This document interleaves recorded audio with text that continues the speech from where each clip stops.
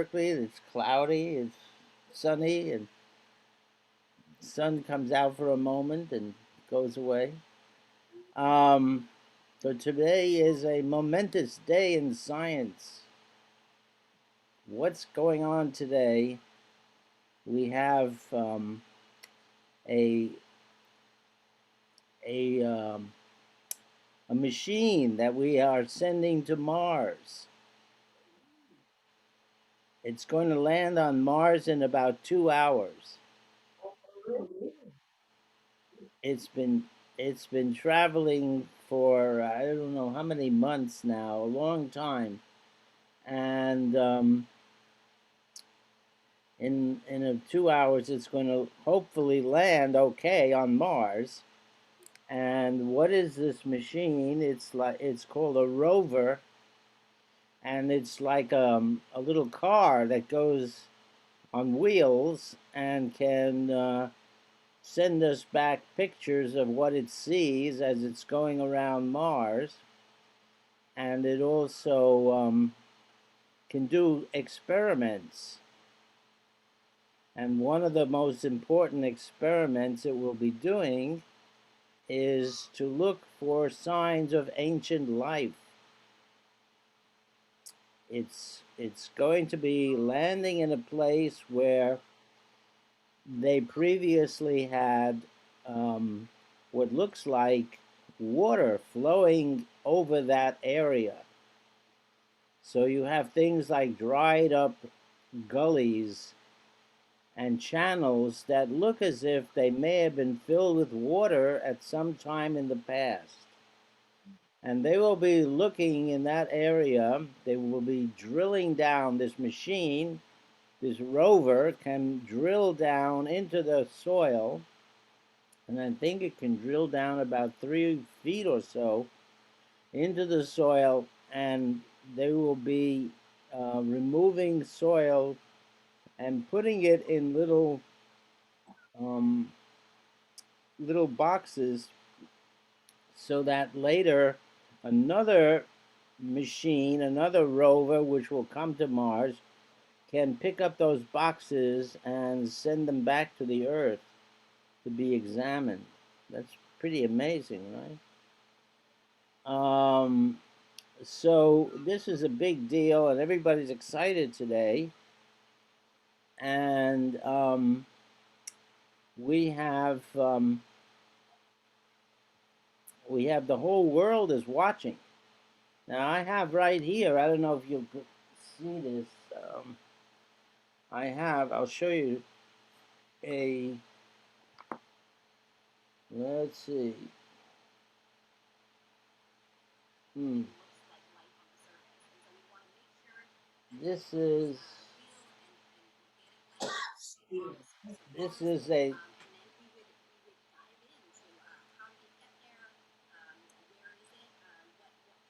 live broadcast from the space NASA.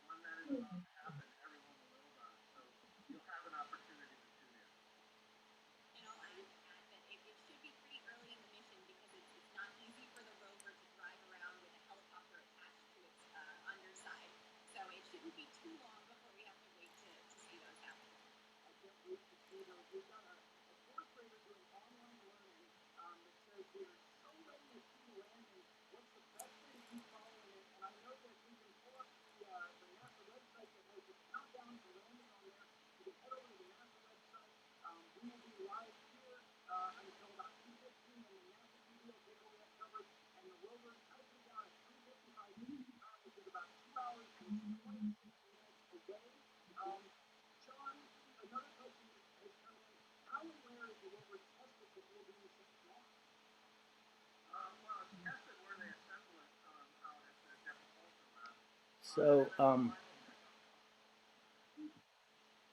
that gives you a sense of what's going on now and how people are awaiting this landing, which will be in a couple hours.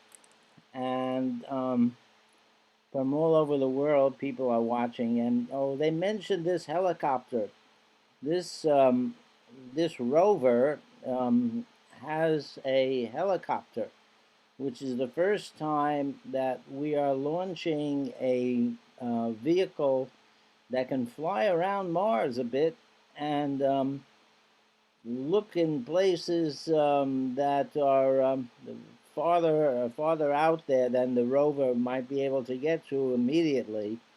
The rover travels very slowly, so that it would take a long time to find certain places. But this helicopter has the potential to go about and explore in a way that we haven't been able to do before. So that's very exciting, and so we're going to see. He said that it's going to take a couple of days before the helicopter is launched, but that's going to be. We're all going to be watching that. Um, any questions or comments?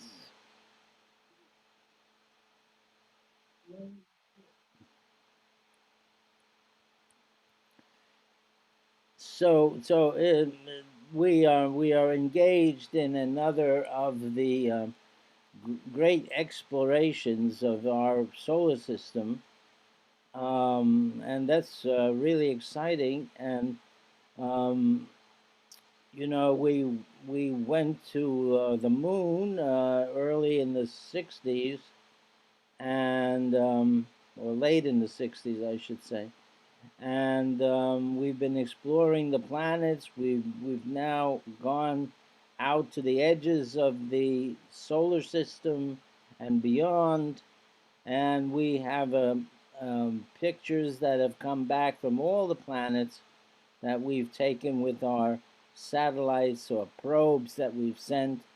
And it's pretty amazing that we can do this. Only 100 years ago or so, we didn't even have airplanes, right? I mean, it was what year did we have the first airplane?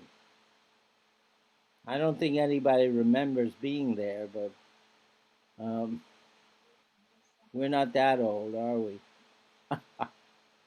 My father was there. My father was born 2 years after the first airplane flight. So he was born in 1905, and it was 1903 William, what's that, Wilbur and Orville Wright launched the first airplane, which stayed aloft, I think, about 2 minutes, and everybody thought that was pretty amazing, considering there were some people who thought at the time that we would never be able to fly. That was some kind of fantasy that human beings had, and that it was really impossible for us to fly. But the Wright brothers proved them wrong. I like that. The Wright brothers proved them wrong. Um, they were right. And so we've been advancing our aircraft ever since, and in less than 70 years from the first airplane flight, we landed on the moon. Isn't that incredible? In less than 70 years, we landed on the moon, and people walked on the moon. Now many people would thought that that was impossible, that we would never get to the moon, or maybe in 1,000 years, who knows? But in only 70 years, we went to the moon. We have the capability today of going to Mars, We're doing it all the time, but not taking humans. Hmm? Taking humans would be much more difficult because we have to protect the humans from the rigors of space, which contain hazards such as radiation that would damage the cells in our bodies if we weren't protected. And then we need oxygen to bring along. And it's a long trip, much longer than going to the moon. The moon is only 240,000 miles away, which you could drive to in a way if you could drive there. But Mars is like 50 million miles away, which makes it a pretty long trip. I don't know. I think this rover, which is going to land on Mars today, um, started out 18 months ago, but I'm not sure. But it's quite a long time it takes to get to Mars, and we have to go in a big circle, a big looping circle around the solar system to catch up with Mars at the right place. And that's pretty amazing too that we can take a machine from Earth and find Mars. Where's Mars going to be in 15 months from now? So pretty amazing, right? Any questions, comments?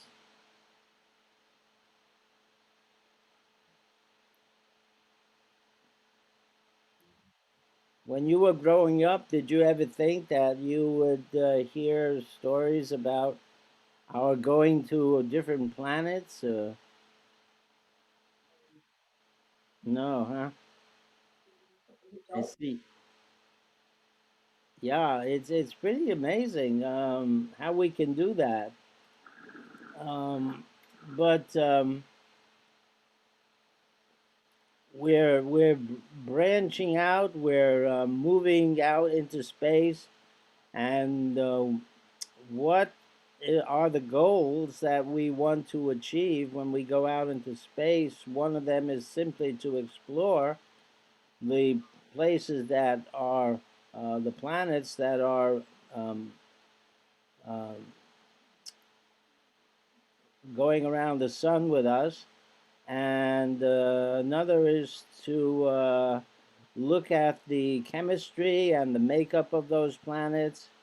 Um, what what would give rise, perhaps, to life on those planets? We know Mars has a very cold climate. It's the average temperature on Mars is well below zero because it's about 50 million miles farther away from the sun than we are, and that makes a big difference. And it's also smaller, so it probably can't hold the heat the way the Earth can. It doesn't have much of an atmosphere. Um, and the atmosphere, I think, is mostly carbon dioxide, and it's very thin. And there isn't enough oxygen there to breathe. There are no plants that we know of on Mars making oxygen for them for anybody to breathe there. Of course, we could. Some people say we could change that by bringing plants to Mars and somehow growing them and eventually changing the planet. But that remains to be seen. So we're in a new age of exploration, reaching out. Possibly we'll find some evidence of life on Mars, which will change the way we think about the universe. Um, if we find life on Mars, some people think that that is threatening to them. But what do you think? Would you be threatened by finding bacteria, say, on Mars, or? Is that frightening or is it exciting? Exciting.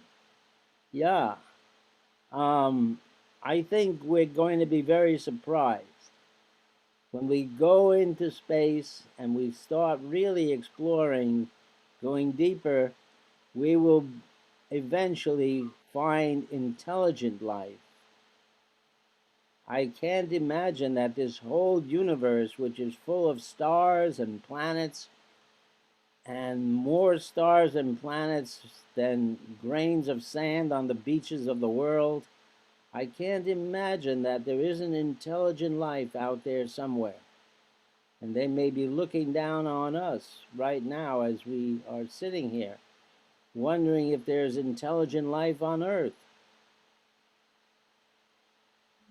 Judging from the past events of the weeks before, one wonders if there is intelligent life on Earth. Um, with the storming of the Capitol building and all that. Um, anyway, that's another story, right? Um, so, any questions or comments so far? We live in a we live in a very amazing universe, a very wonderful universe that has enabled life to come forward. We are sitting here today. We are breathing in and out. We've had something for breakfast, um, and we're in a room full of light. Right, the light has we have electric lights, but also we have light from the sun, from our beautiful sun, and the sun has been shining now for almost 5 billion years, or more than 5 billion. Yes, almost 5 billion years. And the sun has brought warmth and light to the earth, enabling life to arise and flourish on the earth. How incredible is that? You know, when I was thinking about the sun this morning, I went outside and it's cloudy, sort of cloudy here, but as I went outside, the sky opened up a little and the sun came out for a moment. And how wonderful is to feel the warmth of the sun on our faces and to be filled with the light of the sun. Um, I'm reminded of something that Jesus said when he was asked by his disciples, um, where do we come from? His disciples said, and he said to them, you have come from the light. You have come from the light. Isn't that wonderful? Isn't that um, a really beautiful thought? Uh, we are made of light. We are made of energy, and what we call matter is truly energy that is kind of in a frozen state. The energy is that that makes up everything is somehow channeled into a way that it creates structure in the universe. That's pretty amazing. How there is something solid in the universe, how there is something that is you can put your hands on, that you can put your feet on, that you can walk across the floor. Um, it's truly amazing because when you wonder how something like that could ever come about, it's kind of like mind-boggling. Um, how would the solidity of the universe ever come about? It's one of the most intriguing questions, and scientists today are still exploring that question. still wondering how this is all possible. I saw a video a couple of weeks ago about um, a scientist who said that really, when you come down to it, there's nothing but energy. There's nothing but the vibrations of energy that is causing the whole universe to appear in front of us, like a great song, like a great musical composition. Everything is vibrating, everything is putting out a kind of musical musical display, and as best I can put it right now. But here I have a book called "The Music of the Spheres." The Music of the Spheres, and this was written by a fellow by the name of Guy Murchie, who was a kind of amateur scientist, and but he did a lot of his own research, and he was one of the early ones who said that the world is like music. The world is made of things that are um, vibrating like notes on a piano, and that each note, when put together with another note, creates something new, right? How many have played the piano or a musical instrument? Have you anybody play the piano there, or play the violin or some other instrument? But even if you don't play, you know that when you press a single note, that is one expression, and when you press two or three notes, that is another expression, right? You make a chord out of two or three notes. Now, I'm not a musician, so it might be three, I'm not sure. But anyway, you make a chord, which is the chord is a new construction, right? It gives you a new sound that is not available from the single note on a piano, for example. So an atom is in a way similar. An atom is vibrating, and when it meets another atom and it likes that atom, it combines, and then those two atoms can create a new vibration, like a chord on a piano. And then so we can have something like hydrogen and oxygen coming together, and all of a sudden they make a new note, water. Hmm? They create water out of this new note, this new expression. It's amazing, right? I mean, how is that possible? Hydrogen and oxygen are not like water. They're gases, and they don't behave exactly like water. Um, and yet, when you put those two together, you get water. When you put sodium, which is a strange metal, if you throw it in a glass of water, it starts sparking, and because it pulls electrons so strongly that it bursts into flames. Anyway, fortunately, sodium is not found by itself on the earth, otherwise it would be bursting into flames, but it is often combined with other things like chlorine, which is a kind of gas. And you say, how does a metal and a gas come together? And that's a good question, and I don't know the answer to that. But when sodium and chlorine come together, you get table salt, harmless table salt, out of two poisonous, strange things, right? So that's weird. And then you have something like hydrogen and oxygen, which you can make water out of, but if you add a little carbon, you can make sugar out of it, which is the basis of all life on the earth. It's the basis of all the structure of the plants. The plants make sugars for their own food, and they also use that for construction. They make their bodies out of these sugars. They know how to combine the sugars together in such a way as to make the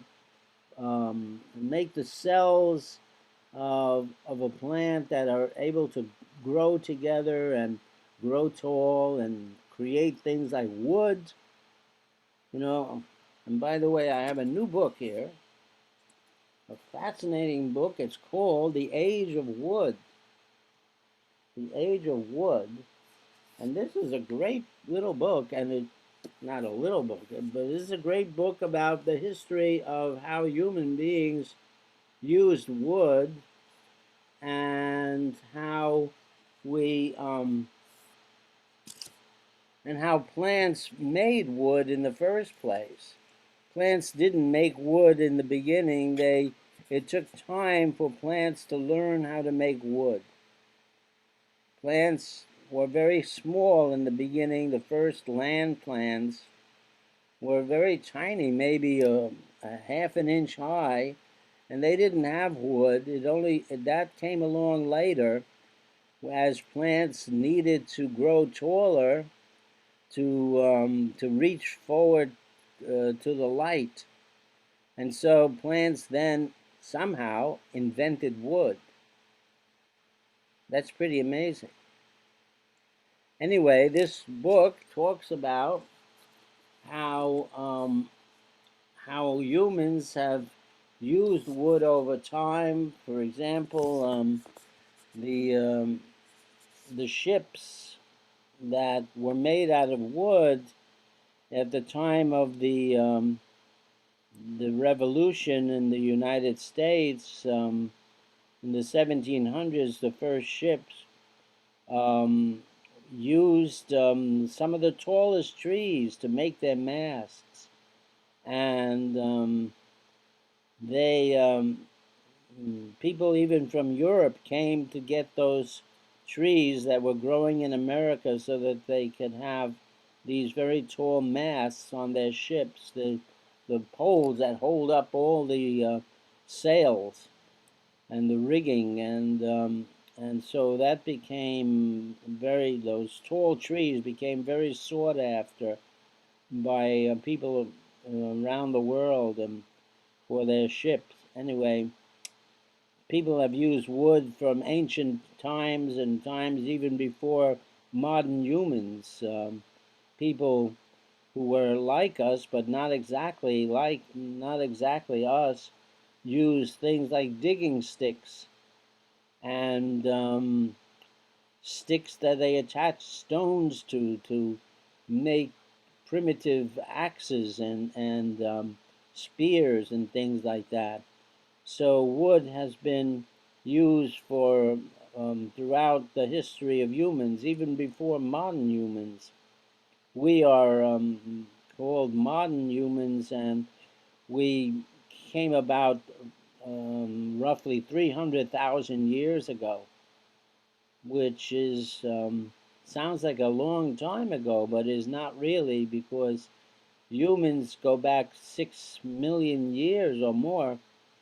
And of course, those were very primitive type humans, and um, they didn't have large brains like we do, and they weren't even upright. They lived in trees and caves and things like that. But those humans gave rise to modern humans like us, which have only been around for about 300,000 years. Today, of course, there's only one kind of human on the planet, the Homo sapien, and which means, what does that mean? Homo sapien. It means wise, wise man, I believe. So, big brain. All humans have this big brain. But 30,000 years ago, there were different kinds of humans on the earth with us. there were several different kinds of humans, like Neanderthal, which were very similar to us, and we even intermingled with them and had children with them. And some of our genes are Neanderthal genes. Um, if you come from Europe, for example, you have Neanderthal genes, um, information that we got from Neanderthals that we still carry. And the Neanderthals disappeared about 30,000 years ago, and we don't know why. But there are no more Neanderthals. So I had a friend once who I thought was a Neanderthal, but that's another story. Um, anyway, so life life changes over time. Life moves and becomes and is creative.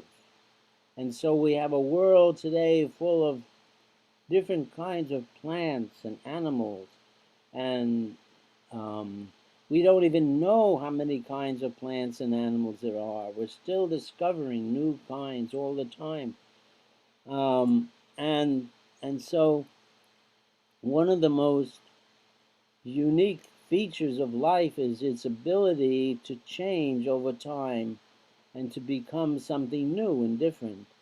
And so you had, 165 million years ago, you had dinosaurs walking around, and you didn't have humans then. The humans were a long way off in the future, but you had dinosaurs, and you had the first mammals walking around underneath the feet of dinosaurs. And then something really strange happened. A great piece of rock, a meteor, came from outer space and crashed into the earth. And you probably have heard about this. This rock was about 6 miles across. And that's a huge piece of rock. And it created a tremendous explosion and changed the climate of the earth. It threw up so much fire and rock and debris and smoke and ash, and it set all the plants on fire, and and and it created havoc around the world, and it dropped darkened the skies and dropped the temperature, and the dinosaurs had nothing to eat, and most of them died out. And the mammals, though, which had furry little coats, and maybe they could have, some, they were warmer in the cold. Maybe that's why they survived. We don't know. But the mammals survived and eventually became us. How incredible. Suppose that rock from space hadn't hit the earth. Would we still have dinosaurs walking around?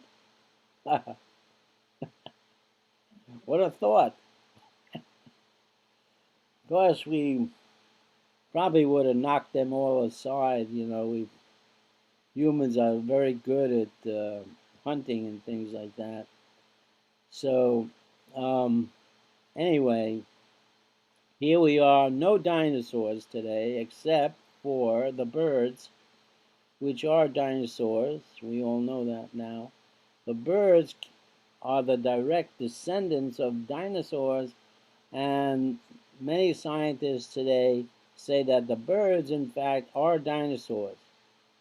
Um, they just lost their teeth and they lost their claws, and they are modern dinosaurs. So that's kind of neat. We know that dinosaurs must have tasted like chicken now.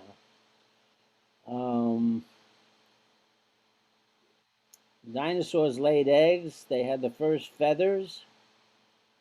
They walked like birds.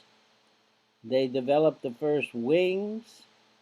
They developed warm blood like birds.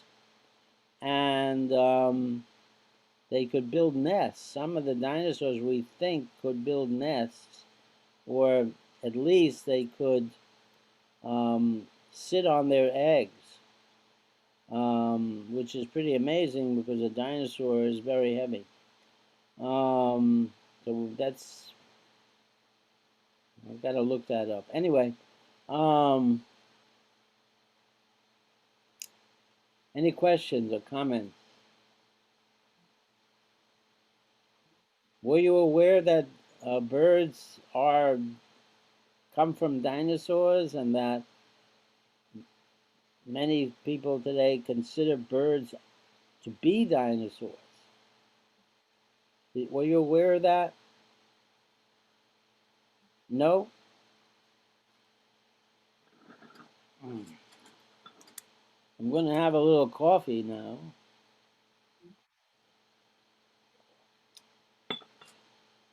Coffee is one of those things that we are thankful for, because the life on this planet is able to become something new and different. And that's really one of the most remarkable aspects of life. Suppose there were trees, but there were only one kind of tree, right? Or there was only one kind of fish, or one kind of bird, or one kind of cow, you know, mammal. Um, Life has this ability to become so many different forms of life, and that's really something. The first life was very simple cells, bacteria. I have a wonderful book here on bacteria. And it talks about how the world in the beginning was covered with bacteria. There were no trees, there were no plants, there were no birds, no fish, just bacteria, and that's all. And so if you came from another planet and you looked around, you would see a world in which you would see no plants or animals. But you would, if you had a microscope, be able to tell that there were bacteria on the earth. And that's about all there was for 2 billion years. So you couldn't have a mouse. You can't make a mouse out of bacteria. You can't make a palm tree out of bacteria, or a fish or a bird. Bacteria are like different. And so we had to wait for a new cell to come along that was different, that was gave rise to all the life that we see around us today, including us. We have a new type of cell that was different from a bacteria, and that cell had amazing abilities. And one of those abilities was the, the possibility of joining with other cells and forming a more complex kind of life. And that's one of the most extraordinary things about the world, that it was able to become a a place where you could have millions of different kinds of life, and that's very, very extraordinary. And the whole universe really is so extraordinary. How we're sitting here is beyond understanding, beyond comprehension. It's beyond, it's just like, how is this possible? How is even the sun possible? The sun puts out this light and warmth every day. It brings us, it makes the planet thrive, and yet the sun is just a ball of gas. Hmm? It's just a ball of hydrogen gas that left over from the first expansion of the universe, the first becoming of the universe, in which hydrogen gas was created. And that hydrogen gas is most of what the universe is today. Indeed, the sun, I was just reading about the sun, and the sun is 98% of what our solar system is. So that all the planets, if you added the weight of all the planets together, it would only be about 2% of the total matter in our solar system. 98% of the matter in our solar system is the sun. And it's just hydrogen and helium gas, basically. And there's a smattering of other elements, which is why we have the world we do. So you get iron, and you get nitrogen and oxygen and carbon and other things, and so that's floating around in the sun too, because the sun is made up of atoms that were processed and grown in other stars before the sun. Our sun is sort of a latecomer in the universe, in the solar system. Our sun was born about 9 billion years after the universe began, and so there were lots of other stars that came before our sun. And in those stars, you had the elements that make up our bodies, that make up this world of life. You had those elements form. And that's pretty amazing that stars that came before us made the very elements, the very matter that we are made of. That's pretty incredible, isn't it? What is the universe? Is the universe some sort of process, some sort of thing that leads to life, leads to mind, leads to this world that we live in? And it's just that the sun would last long enough for life to come about is amazing, right? We are on the earth now as human beings, and we live here, and we are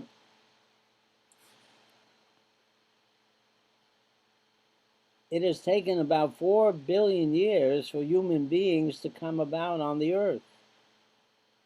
Well, suppose the sun only lasted for 3 billion years or 2 billion years. Suppose that happened. Well, we wouldn't be sitting here, right? And so it's amazing that a star can burn for such a long time as to enable life to come forth, intelligent life, to come forth and thrive on the earth. It's mind-boggling. And the sun also is very complicated in the way it works. It's we've talked about this. The sun isn't just like a burning candle. It's burning. It's actually not burning. It's creating energy out of the collisions of atoms, which then stick together and become new atoms. But in the process, a little energy is given off, and that's what powers the sun. And it's very different from a candle burning. And why the sun is able to burn in a controlled way is pretty interesting too, I think. Why doesn't it just run away with itself? The center of the sun is about 15 million degrees. And that's pretty hot. 15 million degrees, and why doesn't it just burn itself out in an instant? Yet it can burn for billions of years. Our sun will be able to burn for 5 billion more years. Incredible, right?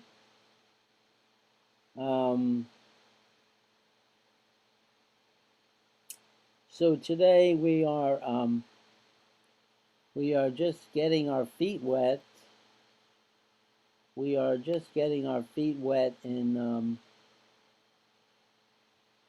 exploring the universe. It's only in the past few hundred years that we have understood basic things about the universe, like even the fact that the earth moves, which was um, thought impossible up to about 500 years ago.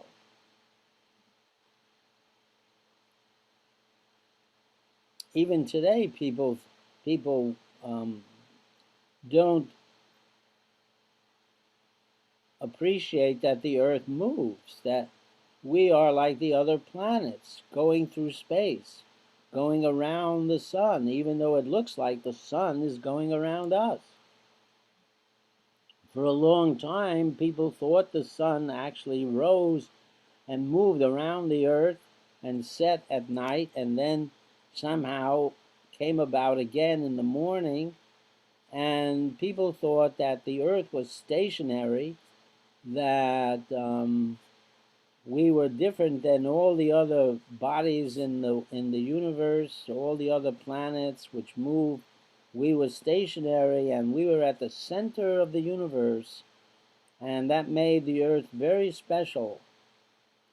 And now we think the earth is not so special in that sense, that there are millions of other worlds out there doing the same thing and perhaps creating life on those worlds, and even intelligent life. And so we ask the question, what is the universe? What is the universe?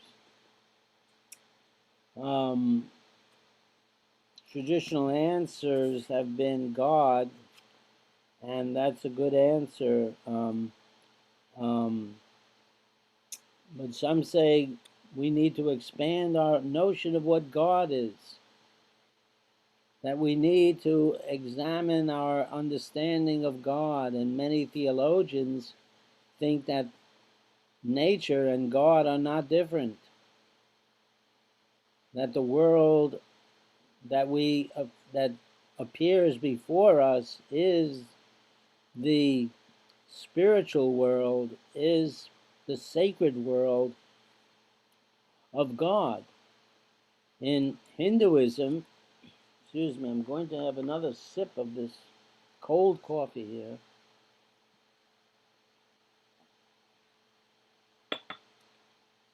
In Hinduism, we have the idea that everything is an illusion and there's only God. That we and all the plants and animals in the world, and the room we're sitting in, and the chair, and the floor beneath our feet, and the air we're breathing, all of that is God, or being, as they put it, being. God can be thought about as being. So whatever is being is the same as God. But this God is not like a being apart from us, watching over us. It's in everything and everywhere, and in us as well. So that's a little bit different idea about God, and even Christian theologians um, have gravitated towards looking at God as being itself, the great mystery of being. Why is there something rather than nothing? So it's very mysterious. The universe and God, the sacred,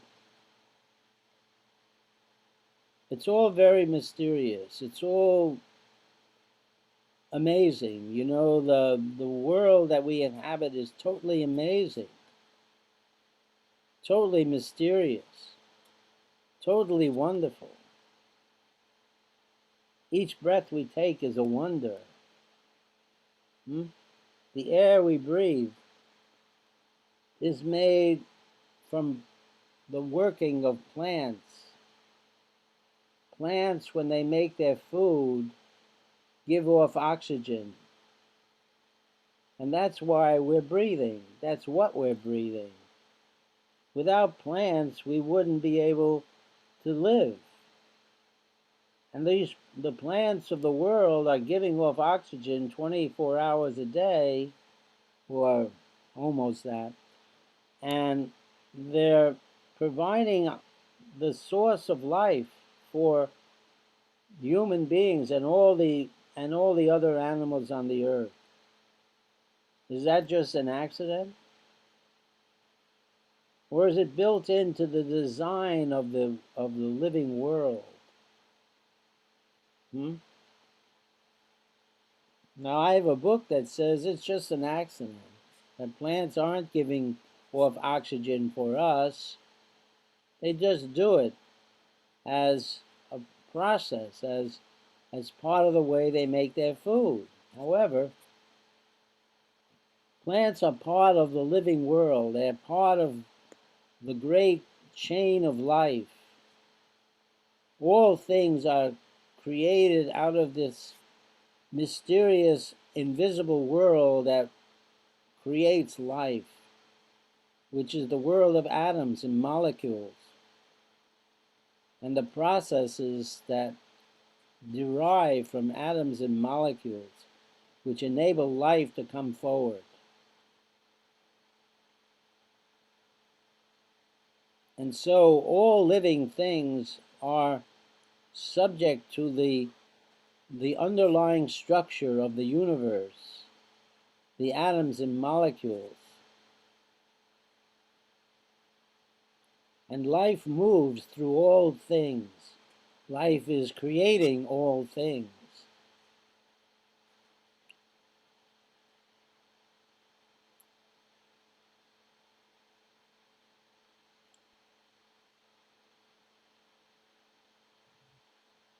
We see life coming and going, right? We see things growing and maturing and dying, but new life springs up all the time, like a candle lighting another candle. The first candle may burn out, but the second candle is still lit and can light a third candle and a fourth candle.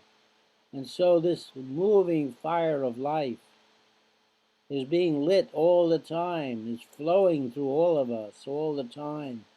This great mystery, this great wonder, creating all the things around us.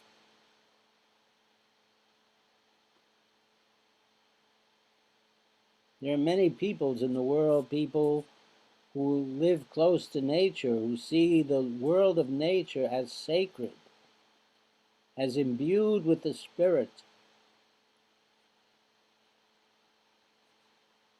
The poets of the world also see the world as imbued with the spirit. Mary Oliver, who I often read to Mary Oliver, she was a wonderful poet, and she passed about a couple of years ago, and she wrote and wrote and wrote, and here is one of her. Look how thick this book is. And this is not all of her poems, but it's a good collection, and throughout all her collection, she has a reverence for the sacredness of nature, for the wonder of the world, which is a great mystery. Um, let's read a little bit here. Uh,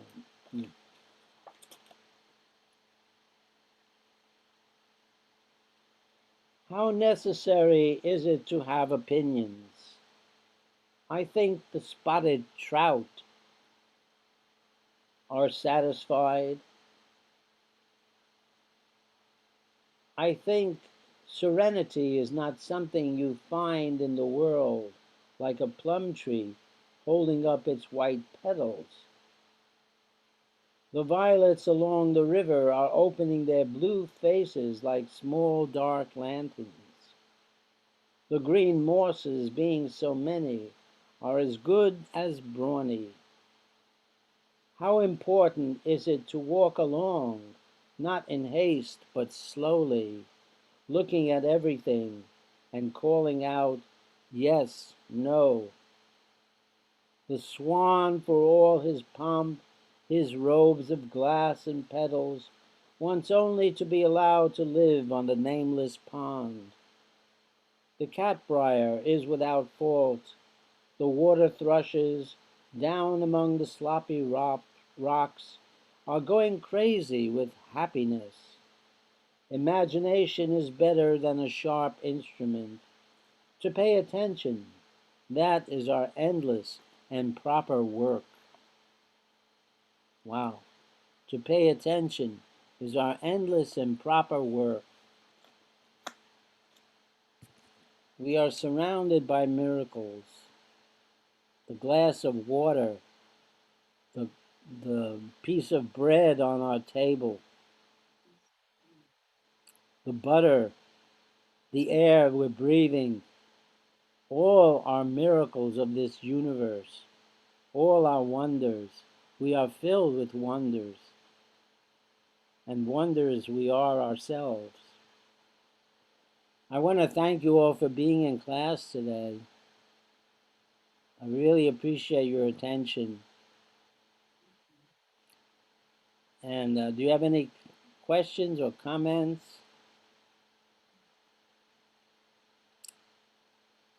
Okay, so perhaps we'll see each other next week. I look forward to it. And today we can look forward to a machine landing on the Mars, landing on Mars, probably in an hour and a half or so. 2 hours now. Machine landing on Mars. That's going to be big news. We hope it gets down safely.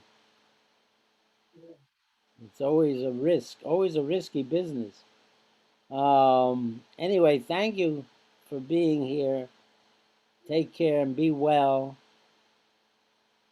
Thank you. Thank you very much. Be safe.